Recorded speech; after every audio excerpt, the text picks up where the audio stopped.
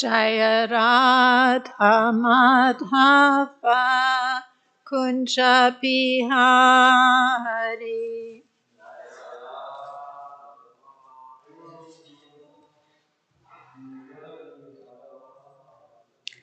Gopi Jana Vallabha Girivardhari.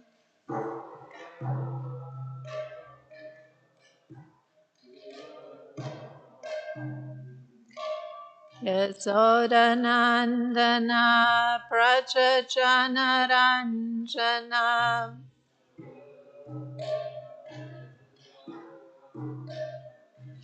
Yamunatira Vanachari.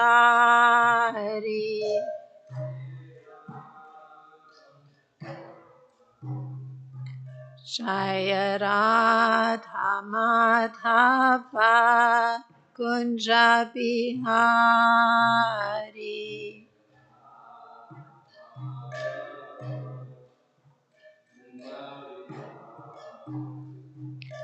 Gopi Jana Vallabha Girivardhari.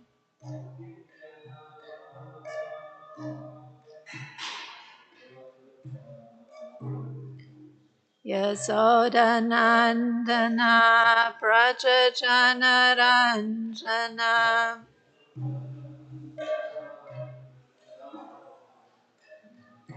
Yamunatira Vanachari.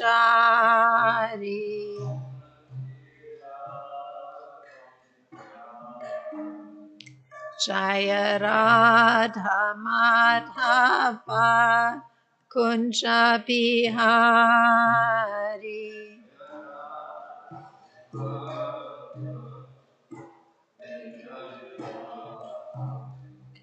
Gopi Jana Vallabha Girivardhari.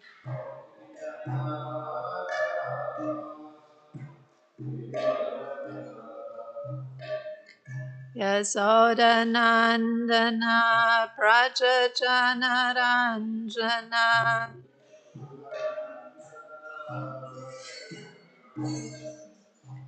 Yamunatira Vanachari.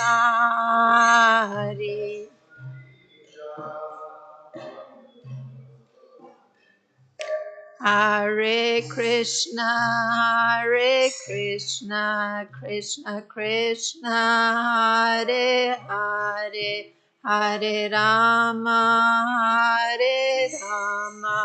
Rama Rama, Hare Hare.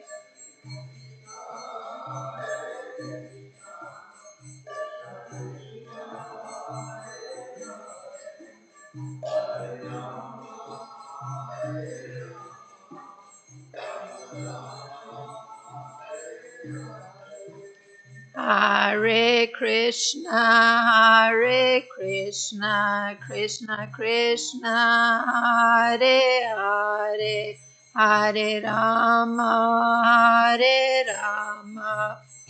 Rama Rama, Hare Hare.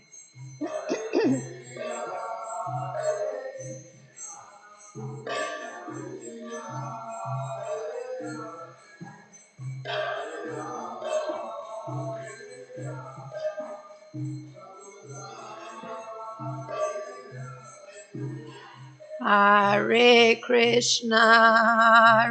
Krishna, Krishna Krishna, Hare Hare, Hare Rama,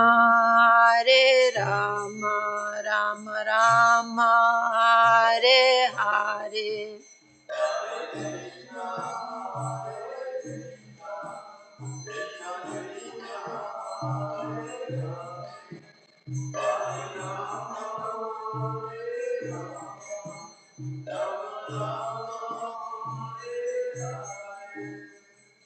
Kishore Kishori ki jai, Jagannath Baladev Subhadra Marani ki jai, Gonitai ki jai, Srila Prabhupada ki jai.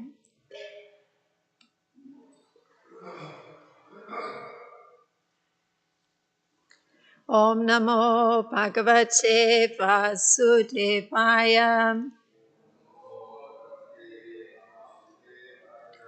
Om Namo Bhagavate Vasudevaya.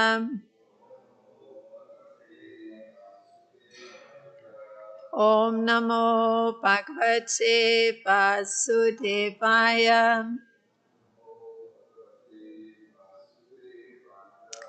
So this morning we're reading from Canto 10, chapter 72, text 20 and text 21, and we'll chant text 20 together. Yo nityena sharirena satam geyam yasho dhruvam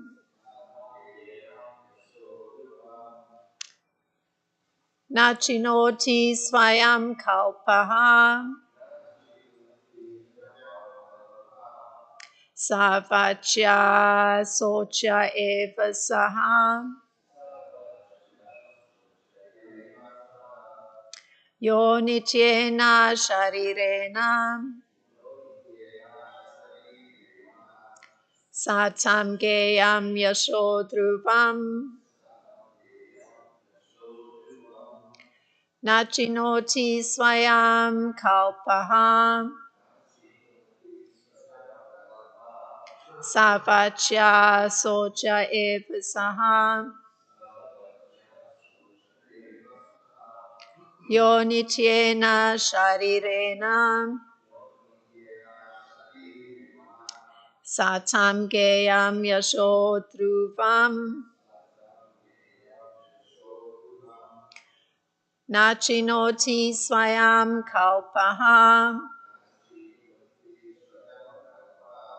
savachya socha eva saha. Please chant.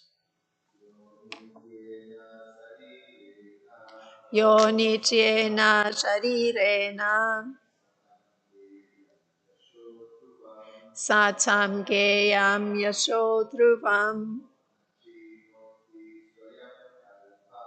nachinoti swayam kalpa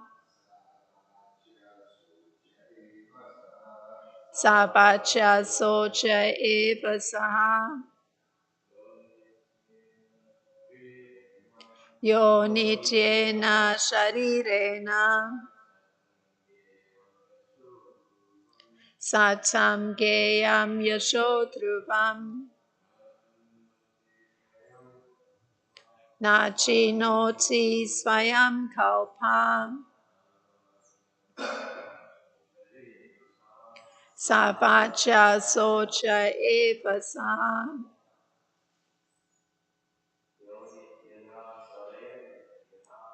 Yo nityena sharirena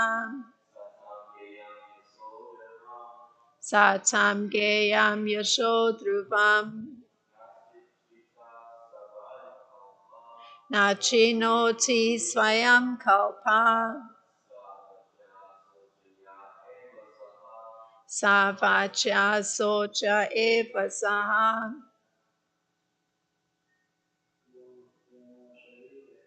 Yo nityena sharirena satam geyam yaso dhruvam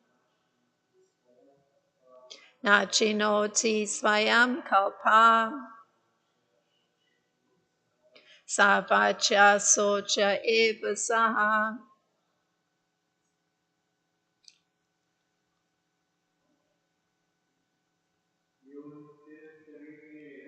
Yo nityena sharirena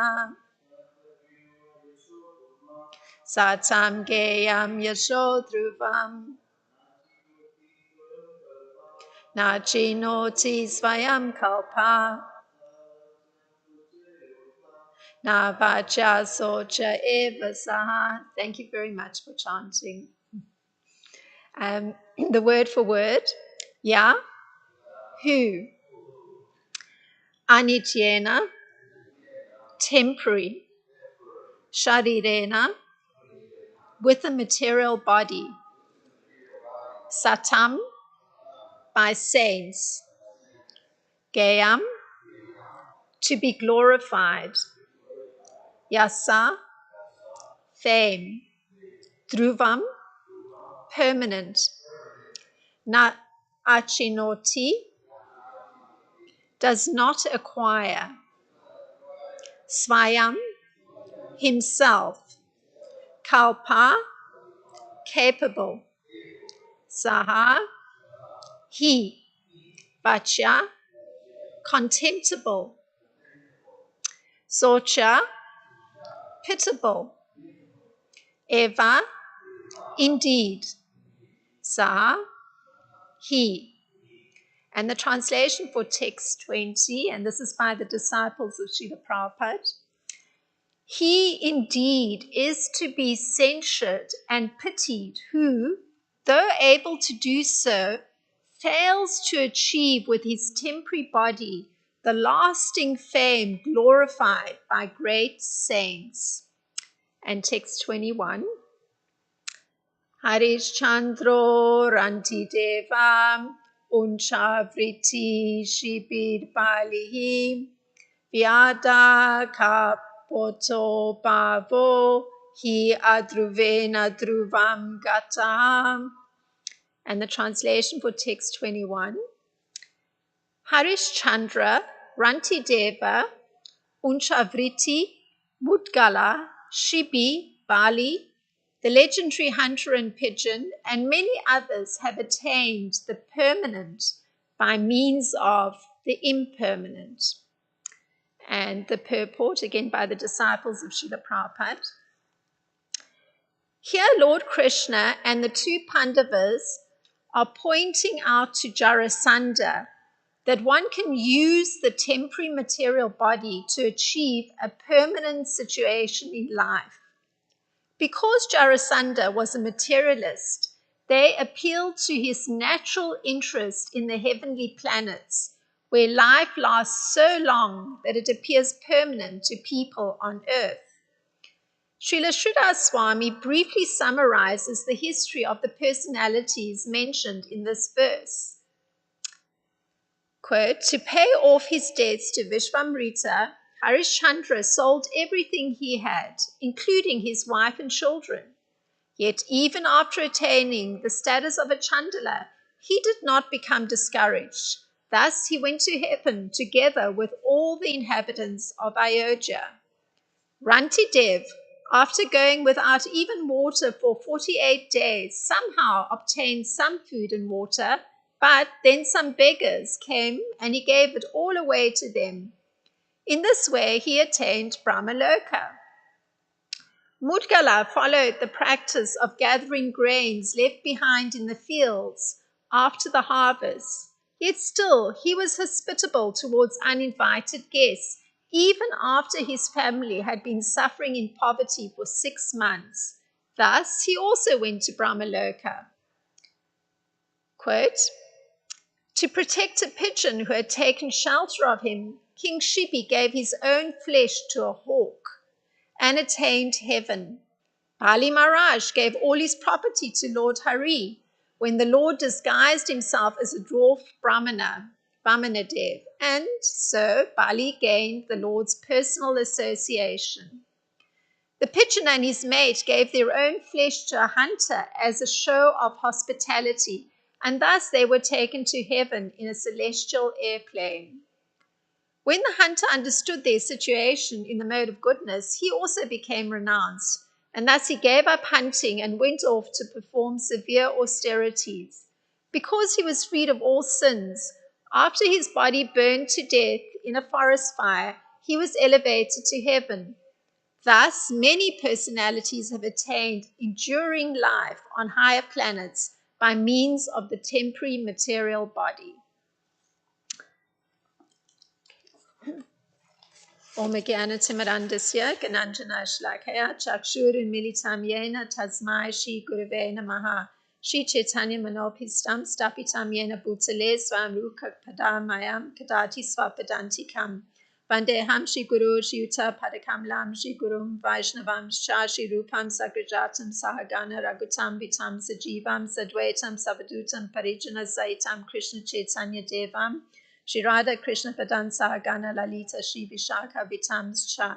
Hey Krishna Karuna Sindhu Dina Bando Jagat Pate Gopesha Gopika Kanta Radha Kanta Namostute Tapta Kanchana Gorangi Radhe Vrindavaneshwari Vrishabhanu Sute Devi Pranamami Hari Priye Vanchakalpatarubhyas Chakripa Sindhubhya Vacha Patitanam Pavanebhyo Vaishnebhyo Namo Namaha Nama Om Vishnu Padaya Krishna Prasthaya Bhutale Srimata Roma Padaswami Iti Namine Nama Om Vishnu Padaya Krishna Prasthaya Bhutale Srimata Bhaktivedanta Swami Iti Namine Namaste Saraswati Deve Gauravani Pracharine Nirvishesha Sunyavadi Paschatya Deshatarine Jai Shri Krishna Chaitanya Prabhu Nityananda Shri Advaita Gadadhar Shivasadi Gaura Bhakta Vrinda Hare Krishna Krishna Krishna Hare Hare Hare Rama Rama Rama Hare Hare.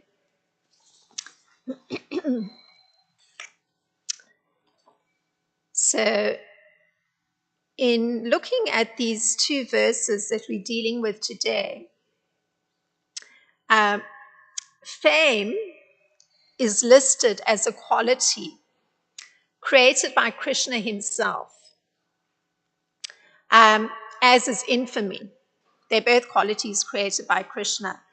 So the living being develops such a quality within himself, but it flows from Krishna.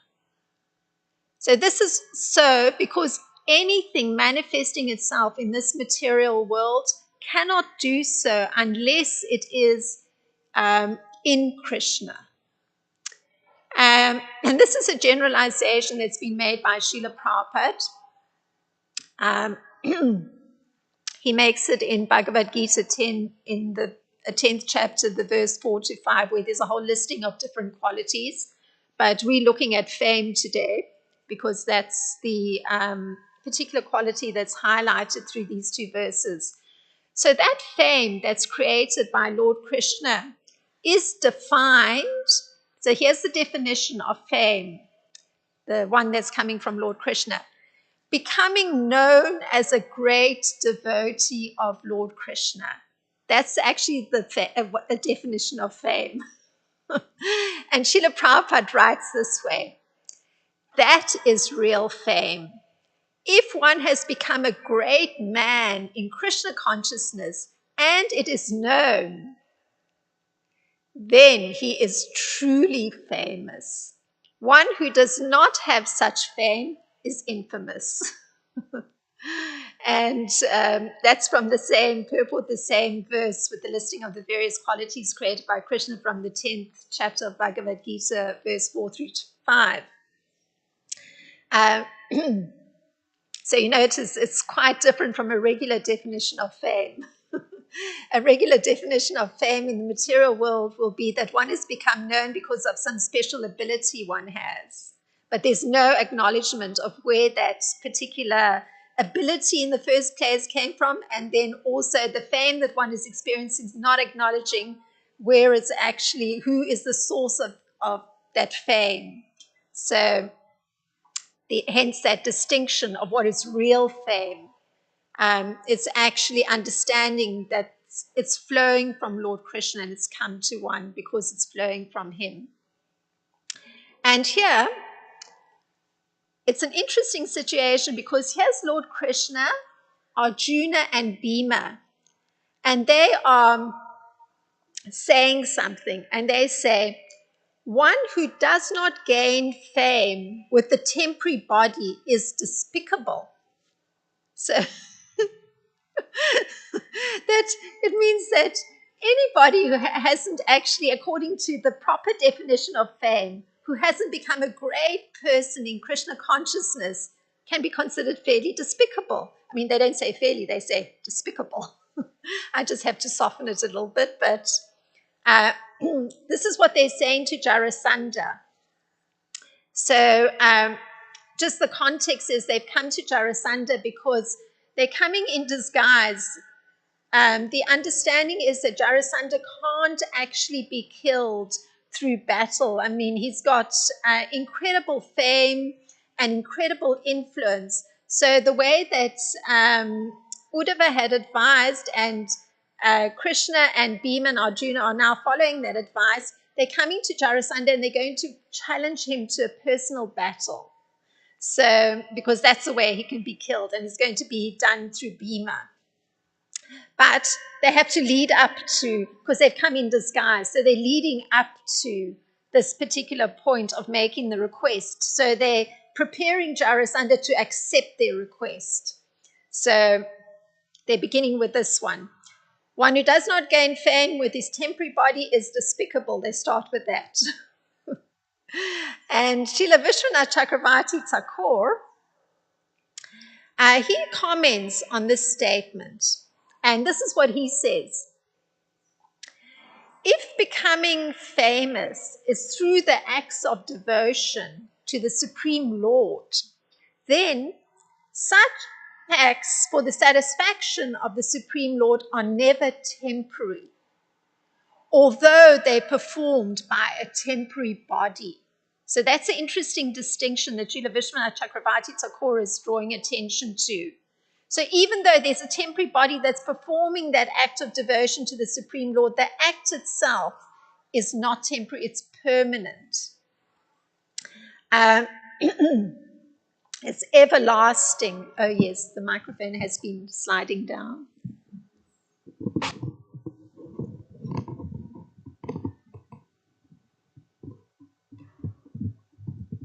Thank you.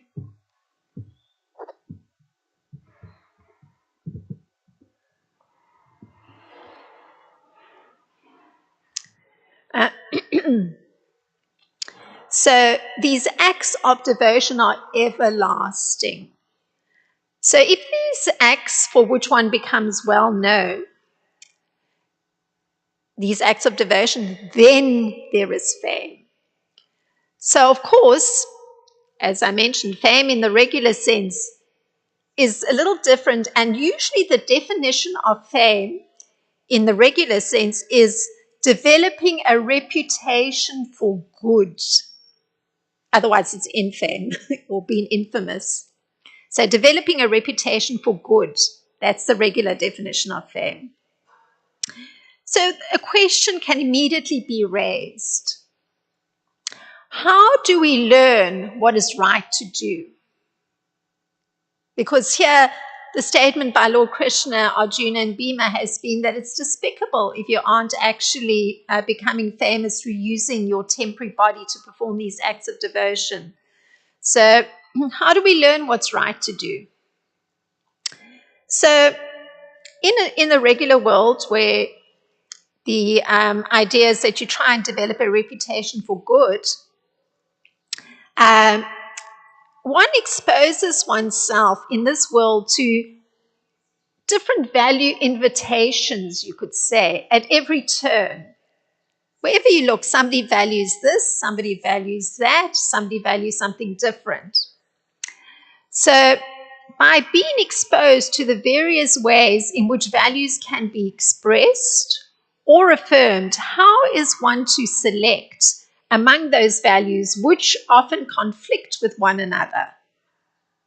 So, for instance, a social principle is there that a king should never collectively rule his own subjects through the policies of dissension or force, but only through conciliation and gifts. So it's a very interesting principle and a value that a king needs to hold. And by contrast, in the country we live in, there's a democratic system. So the value that was recently expressed by a former president, this is his statement: I will be a dictator for a day as I set up a wall to keep migrants out. So you notice the different values. So in a monarchical system, the ruler is actually ruling by conciliation, always trying to find a way to negotiate and pacify or work out some conciliatory arrangement, or he gives gifts. He's never creating dissension. And here you're hearing that somebody who was a previous ruler in this country, who's now attempting through the democratic system to become a ruler again, is immediately the first thing he's expressing, because there's a concern that he wants to be almost like a kind of monarch. The first thing he's expressing, I'll be in that position for a day, but the first thing I'm going to do is actually block out a whole section of people that are trying to take shelter in this country. So there's immediately dissension being created. So you can see how there's different values that are held. Because the idea is that greater happiness lies in not permitting others from other countries to enter this country. So different value. Now, in the case of Krishna, Arjuna, and Bhima, they proceed to give examples of persons who held a particular value that allowed each person to resolve a conflict between what was right to do in their role as a king and what was right to do as a person. So very interesting, because generally, like when one is bringing up children, for instance, the question can often be raised, are the children learning values from their parents or for what they need to do as a person? Are they learning values from the school system of how to behave as a citizen, for instance? So in this particular case, the examples that Krishna, Bhima, and Arjuna are going to give to Jarasandha of how the body can be used for particular acts, they give examples of kings. So somebody who's not in the position of a citizen, but in the position of rulership, and how they had to resolve a conflict according to the values they held, how they proceeded. And often the conflict may be what could be correct for the body or for the person, and then again, what is correct in their role. So we're going to look at some of those examples that are given by Krishna, Bhima, and Arjuna to Jarasandha. So first, for a spiritualist, a value or a social principle that is held is that one is using this temporary body to achieve a permanent solution in life. And this is pointed out by Krishna and the two Pandavas to Jarasandha. They say, and this is worded by Srila Jiva Goswami, he who fails to achieve lasting fame, sung by the saintly because it is auspicious in this life and in the next, is to be pitied. So this view is held by the spiritualist, is that, and we're going to look at this topic of the temporary body because they're saying what is the correct way to use it. From the view of the spiritualist and looking at the body, we can say that going right back to when the body is being formed in the womb, the unborn child in the womb of the mother is suffering. So the umbilical cord is in the intestine of the mother, and this joins the mother to the abdomen of the child. And through this passage, the child gets the mother's assimilated foodstuff. So not a very pleasant condition. Now there's the understanding also that birth is distressful. So this is all from the spiritualist point of view. So I'm going to read how the Srimad Bhagavatam describes birth. Pushed downward all of a sudden by the wind, the child comes out with great trouble, head downward, breathless, and deprived of memory due to severe agony. So the severe agony that's been spoken about in the Srimad Bhagavatam is this pressure of coming down through a narrow passage of the abdomen, which causes the breathing system to stop. And if the trouble is very severe, then the child can come out dead because the breathing actually stops. The memory goes because it's so agonizing going down that narrow little passageway. So birth is highly distressing. And that description is given in the 3rd canto of Srimad Bhagavatam, the 31st chapter. So also, at the time of death, there are all kinds of suffering. So generally in our world, we don't discuss death very much. But a spiritualist is very conscious of what it is that one is actually going to have to go through with the temporary body that one is residing within.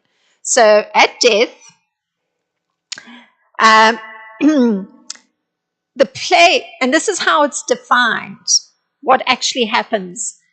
The place where perception of objects occurs is rendered incapable of perceiving.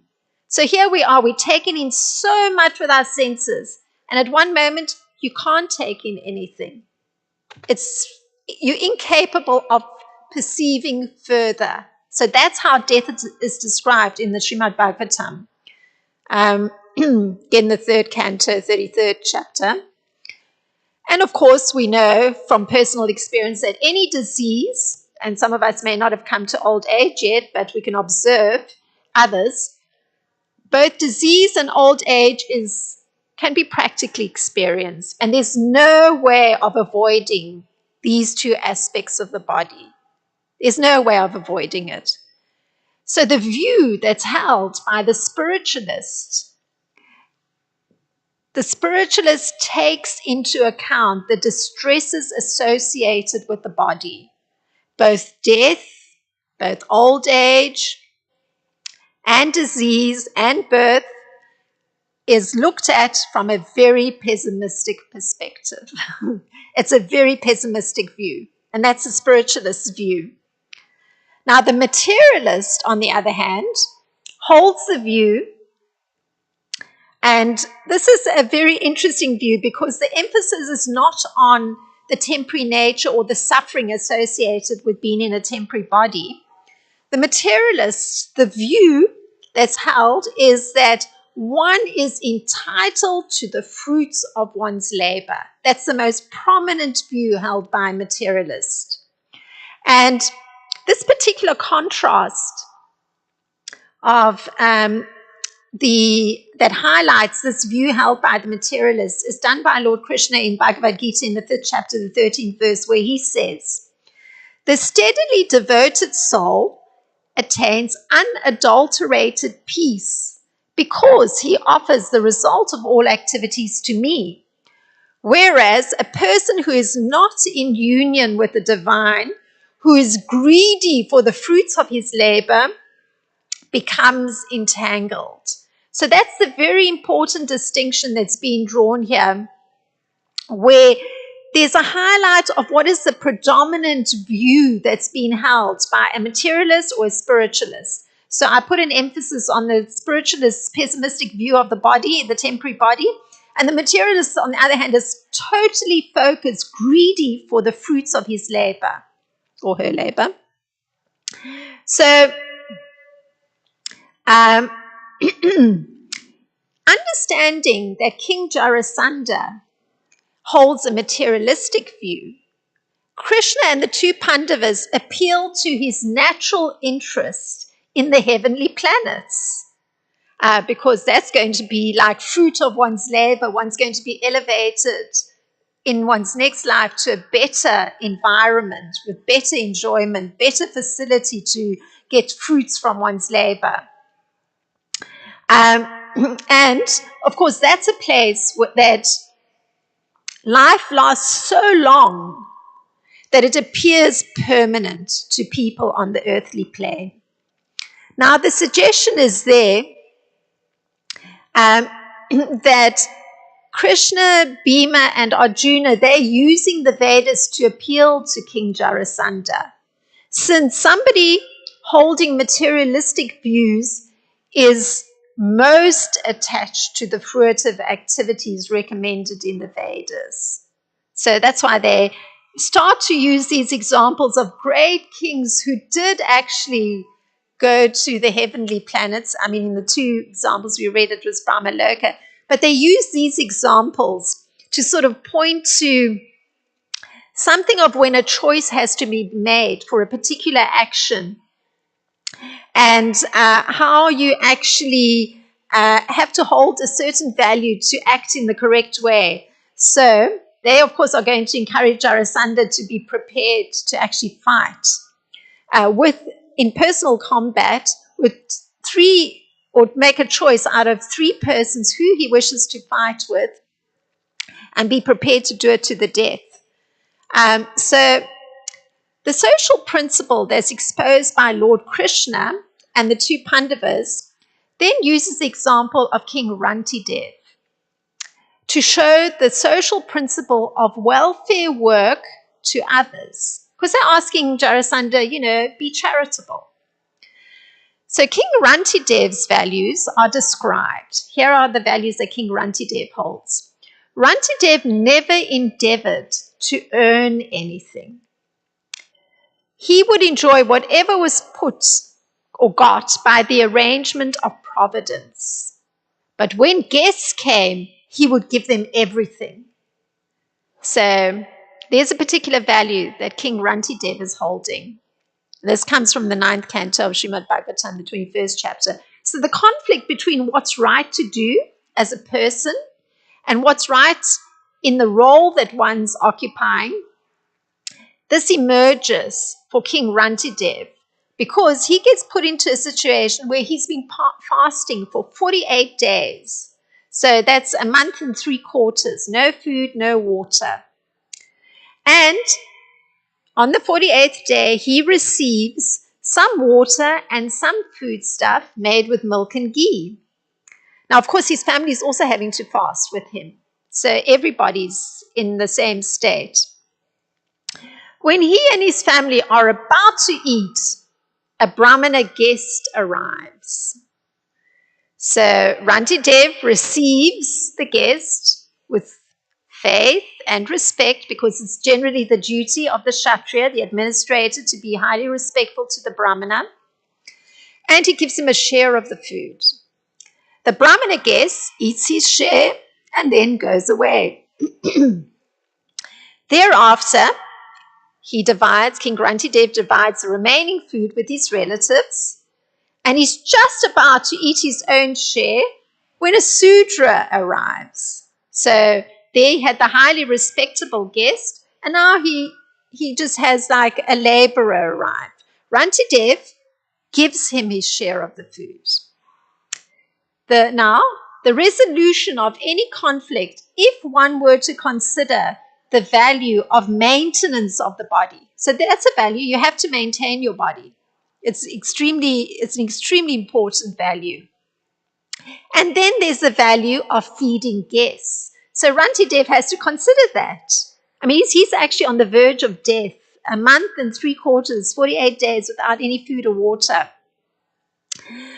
So he has to consider the value of maintaining the body and the value of feeding a guest. And notice he didn't even make a distinction who the guest was. Was it a Brahmana or was it a Sudra? It didn't matter to him. It was a guest. So, and Rantidev resolves this conflict of values because, and this is the fundamental view of the spiritualist, he sees everyone as part of the Supreme Personality of Godhead. And the fact is that King Rantidev, he had actually realized that the Supreme Personality of Godhead is situated in everyone's heart. That's why he was able to act on that value and that view. He understood. So he understood that every living being is a part of the Lord, just by virtue of the fact that the Lord is residing within the heart of every living being. Thus, he was able to treat both guests equally without any discrimination. And finally, after giving food to another guest, who arrived surrounded by dogs. So he even had to feed a whole lot of dogs with his food. He did that. And he was just about to drink the very last amount of water, and it was just adequate for one person. And he was just about to drink it when actually a chandala arrived, so the lowest in the social stratum, somebody who's like a dog eater, arrived, pleading for some water. So King Rantidev, he's on the verge of death, and he makes his choice of what is the correct thing to do. And this is how he puts it. By offering my water to maintain the life of this poor chandala who is struggling to live, I have been freed from all hunger, thirst, fatigue, trembling of the body, moroseness, distress, lamentation, and delusion. This is how King Rantidev views it. He gives his water and he sees himself as now having been freed, factually, of any of the symptoms of the particular condition that his body is in. The hunger is gone, the thirst is gone, the trembling is gone, any distress is gone. Even on a subtle level, any illusion about, his body, it's all gone. Now, there's another example offered by Lord Krishna and the two Pandavas to King Jarasandha, and that's of King Shibi. Now, King Shibi became very famous as a protector of surrendered souls and a donor of charity, because this is the emphasis the three personalities are putting on Jarasandha, how to be charitable, and that will, allow for elevation to the higher planetary system, because they know he's a materialist, so at least that will attract him. But of course, the personalities that are being used as examples are actually spiritualists. So we're looking at it from that perspective. But Jarasandha is having to hear these examples. Once the king of heaven took the form of a pigeon hunter bird, meaning an eagle. So an eagle consumes pigeons. And Agni took the form of a pigeon. So the pigeon, while being chased by the eagle, took shelter on the lap of King Shibi. So the pigeon descended and landed in the lap of King Shibi because naturally he needed to save his life. So the eagle is approaching, but he lands up on the lap of King Shibi. So the eagle wanted the pigeon back from King Shibi. And the king wanted to give the eagle some other meal to eat. And he made a request of the eagle not to kill the pigeon. But the eagle refused the king's offer. But it was later settled that the eagle would take meat from the body of the king. This is how King Shibi resolved it. Okay, I want to preserve the life of this pigeon, so I'm going to actually offer you some portion of my flesh that's equal in weight to this pigeon to satisfy you and provide you with a meal. So the king began to cut flesh from his own body to weigh with the pigeon. And the demigods, because they're observing all this, they were very pleased with King Shibi. And this is narrated in the first canto of Srimad Bhagavatam, the 12th chapter. So King Shibi, he achieved fame as a magnificent donor of charity. Imagine, he was willing to actually donate his own flesh to feed an eagle just to save the life of a pigeon, which would have been the natural foodstuff for a pigeon. But because the pigeon had taken shelter of him, and the value that a king holds is to give protection to the citizens. It was his duty to give protection to the citizen, this pigeon citizen. So he compromised his own temporary body, surrendering some flesh from his own body in order to uphold the value or be true to the value of protecting a citizen of his country, this pigeon. So, there's also a certain principle for a king, and it applies to all the examples that are used, is that a king cannot allow a day to pass without giving something in charity. It's actually a principle that a king holds. And also that he's a protector of the surrendered. Because when you read in Bhagavad Gita the qualities of a Kshatriya or king, it's been very heroic. So you're hearing a lot of heroism here and being charitable. Now, a third example is given by Lord Krishna and the two Pandavas to Jarasandha, and that is of Bali Maharaj. And Bali Maharaj, he held a particular value, and this was Bali Maharaj's value. He was fixed in his determination to satisfy a particular Brahmana who had come to him looking for charity. And that Brahmana was actually Lord Vamanadev, so Lord Vishnu in the disguise of a dwarf Brahmana. And Bali Maharaj understood that this was a disguise. But nevertheless, because the principle is that the Kshatriya, the king, has to give in charity if asked, no matter what, he was going to do it. So what happened was, I'll come to that in a minute. First, just to clarify the value that Bali Maharaj held, this is his value and his words. I do not fear hell, poverty, an ocean of distress, fall down from my position, or even death itself, as much as I fear cheating a Brahmana. So this was a value that he held. And why he's even mentioning cheating a Brahmana is because he was being advised by his spiritual master to, on a technical detail, not have to give Vamanadev what he was asking for. And he proceeds, I am a descendant of Maharaj Prahlad. How can I withdraw my promise? And his promise had been to give the Brahmana whatever he wanted. Because of greed for money, when I have already said that I will give this land. So Vamanadev had said, I want to take 3 steps. I want just 3 steps of land. But what actually happened was that Vamanadev took 2 steps and he took everything that Bali Maharaj had.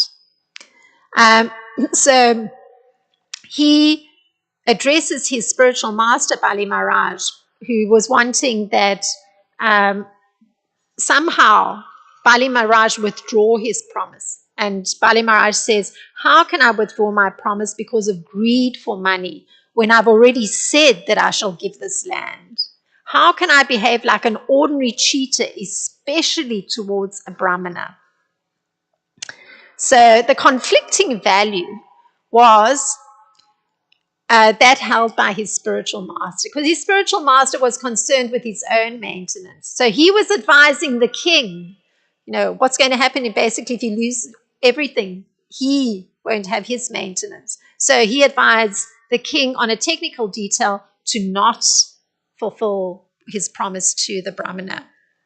And but Bali Maharaj did not go with that. He said, so the description is there that according to custom, he first offered water to Vamanadev, and then he offered him the gift of land he had promised. He proceeded despite the spiritual master. So the conflict arises because the dwarf Brahmana says, these are his words, O king of the demons, you have promised to give me 3 steps of land, but I have occupied the entire universe with 2 steps. Now think about, where should I put my 3rd?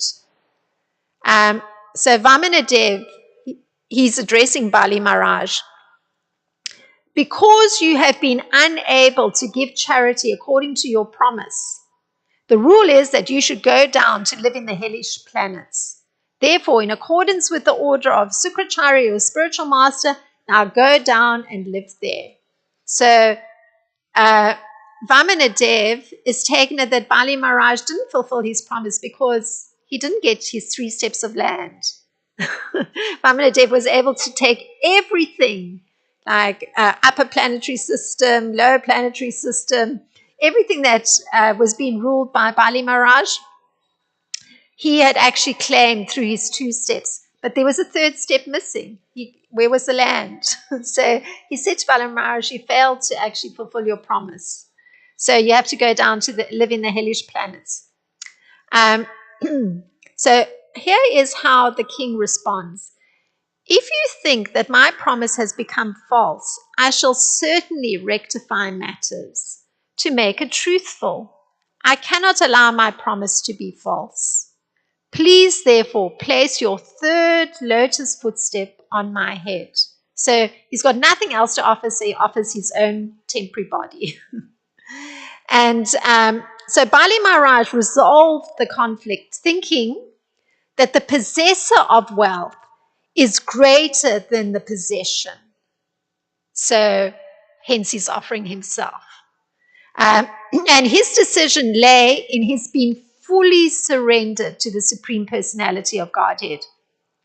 But what he couldn't tolerate, because this is according to the value that he held, which I had read to you earlier, he couldn't tolerate being defamed for cheating a Brahmana. That he could not tolerate.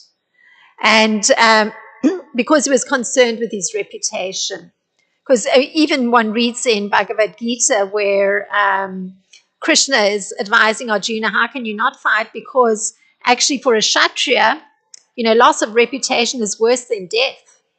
So Bali Maharaj, being a Kshatriya, he holds that value. He just cannot allow his reputation to be ruined were he not able to fulfill his promise. So Srila Prabhupada says that Bali Maharaj, he got good counsel from the Lord within his heart to offer his head. And so he prevented his defamation. So Bali Maharaj outlines what is the result of the Lord placing him in this condition. So this is all the view of the spiritualist. Only by providence have I been forcibly brought under your lotus feet and deprived of all my opulence. See the spiritualist view? Because of the illusion created by temporary opulence, people in general who live under material conditions, facing accidental death at every moment, do not understand that this life is temporary. Only by providence have I been saved from that condition. So here's a view of a spiritualist. He actually sees himself as so fortunate that by this forceful action on the part of the Lord, Vamanadev, he actually could understand, by being deprived of all his opulence, he could understand more deeply how this life is temporary, and also that all that opulence is also of a temporary nature. So he's thankful that he received that understanding through Vamanadev's particular actions towards him. So these words are the proof of the saintly, and that's what Lord Krishna and the two Pandavas are referencing in the verse that we read together. So in a similar way, like Western philosophers ask this question, and they say, if there's a plurality of reasonable values, so there's many values, a plurality of reasonable ways of ranking them, what's more important, and consequently a plurality of reasonable conceptions of a good life, then how can conflicts among them be settled in a reasonable manner? So this is the question that any Western philosopher will ask. So many values. You can even rank them. What's more important, less important? And how can conflicts amongst those different values be settled in a reasonable manner? It's a natural question to ask. So the spiritualist value, however, answers this question. And why this is so is that those who are seers of the truth have concluded that of the non-existent, they consider the material body basically non-existent, there is no endurance. And of the eternal, the soul, there is no change. Thus they have concluded This they've concluded by studying the nature of both. That's from Bhagavad Gita. Hence, there's a necessity of that establishment of the eternal relationship between the worshipper and the worshipable. And in this way, that clarity of purpose permits proper discernment when there's this question of which value should one place higher or lower. So I hope that this um, exploration of this topic led to some churning of thought. If there's anything to expand the discussion, please go ahead and contribute.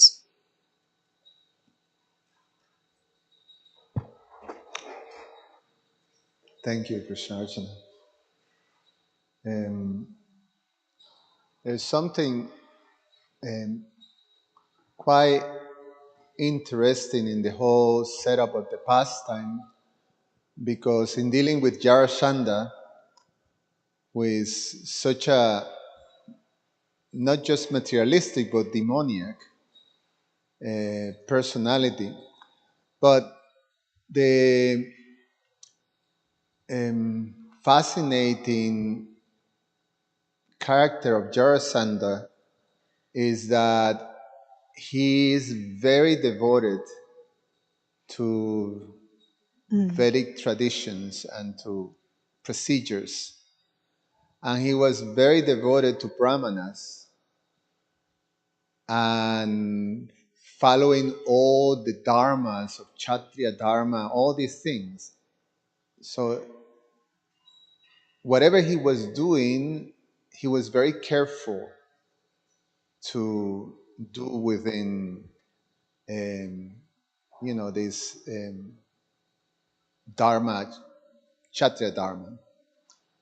And the whole premise of this pastimes is that he was conquering and imprisoning kings, and he was wanted to do this massive human sacrifice of kings, which we may consider, wow, that's completely outrageous, demoniac type of thing. But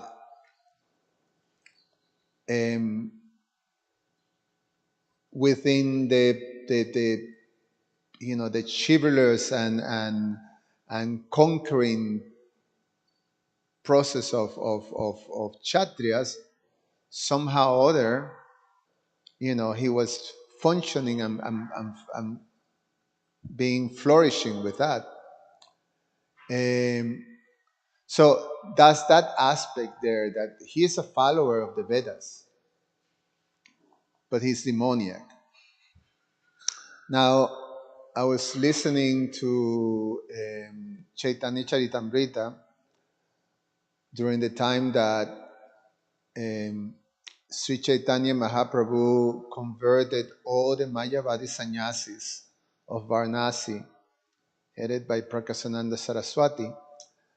And one of the arguments that Lord Chaitanya gave to the Mayavadi sannyasis is that even if you follow all the principles of the Vedas, and regardless if your desires is to obtain the heavens or to obtain liberation, if you don't accept Krishna, then you're demoniac.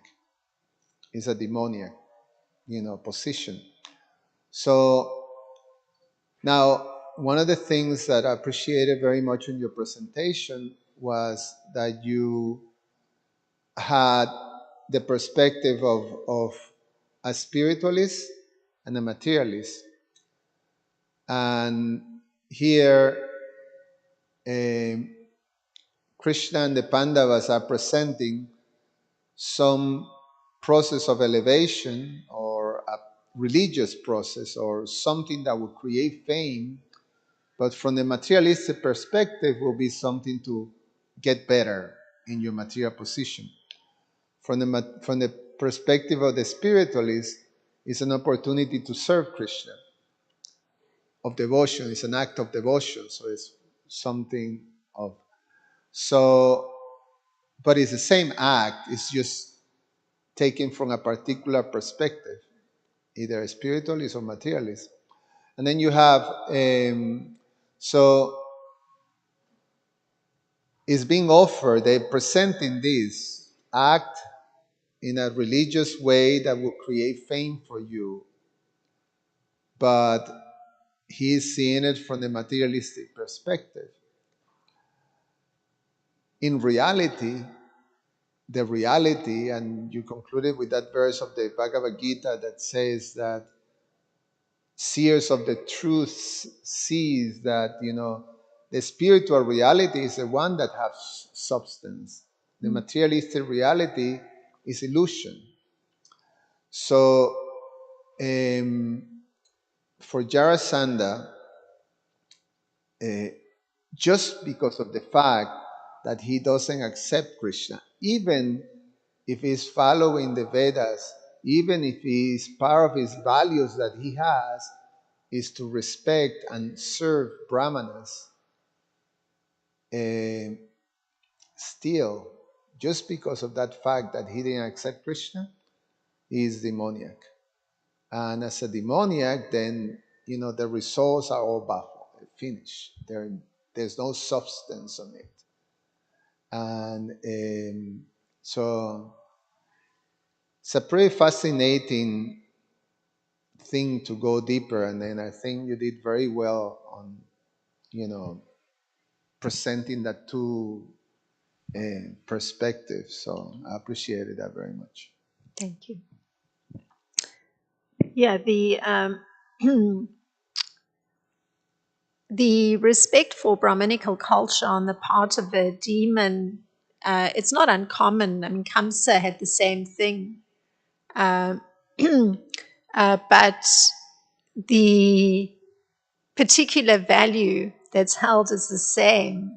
It's what is the fruit you're going to get from performing the sacrifice. It's all about advancement in material life. So even the sacrifices are performed in order to expand one's material opulence.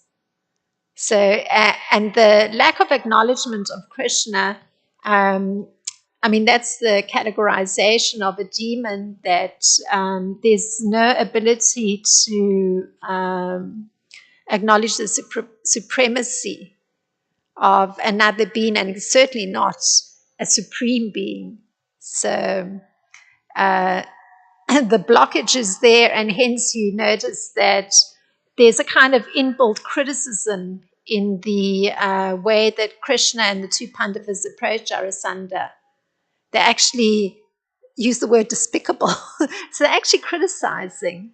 But at the same time, they don't want him to question giving charity to them, because they're in disguise after all. And they just want their request to be there, and he must just agree to it. They don't want him to argue about it. So hence they're using this. I think in a previous verse there was, what would the charitable not give? And in the breakdown, in that commentary, I think it was, possibly Srila Vishwanath, he's saying what Jarasandha might be thinking. Oh, what if I were actually asked for all my jewels, and my jewels are supposed to be going to my son? So it's highly materialistic thinking. So they're putting this emphasis on, being charitable, but using the body to perform an act that is a charitable act. So it's extreme, highly intelligent on the part of Krishna, Bhima, and Arjuna. But one also knows that from Bhagavad Gita that persons that are worshipping demigods, which no doubt he is doing, as you mentioned, he was going to perform a sacrifice where so many hundreds of kings were going to be sacrificed. He had them imprisoned, in fact, ready for that sacrifice. That those persons who do that are men of small intelligence. That's Krishna's words. So Jarasandha didn't have that expansive kind of thinking. So Krishna and Arjuna and Bhima actually can be quite cutting in some sense, using the word despicable, that anybody who's not using their temporary body to achieve the permanent is despicable. They can actually insult him even. And it's all right because of the fact that the intelligence is not very developed on the part of a personality as this, who is so intent on his fruitive activities and fruitive gains. Yeah, there's one, just to add to that. There's the main thing that Sri Chaitanya was emphasizing is that even if your purpose is to achieve material success, but you accept Krishna, you count as devotee. It's just materialist, uh, uh, material desire mixed with devotion, karma Yes. mishra, bhakti. But if you don't accept Krishna, that's what makes a demon. So, so it's not necessarily the desire to obtain better positions materially. Dhruva Maharaj wanted that. But the fact that you derive and you hate Krishna and you're against Krishna, just like Jarasandha is a perfect example. He will attack Krishna and attack Krishna and attack Krishna, and he hated Krishna. So that's the missing element that creates a whole. Yes, absolutely. Yes, thank you. Well, if there's nothing else, thank you very, very much for your kind attention through this class. Thank you. Shri Prabhupada ki jai, Srimad Bhagavatam ki jai.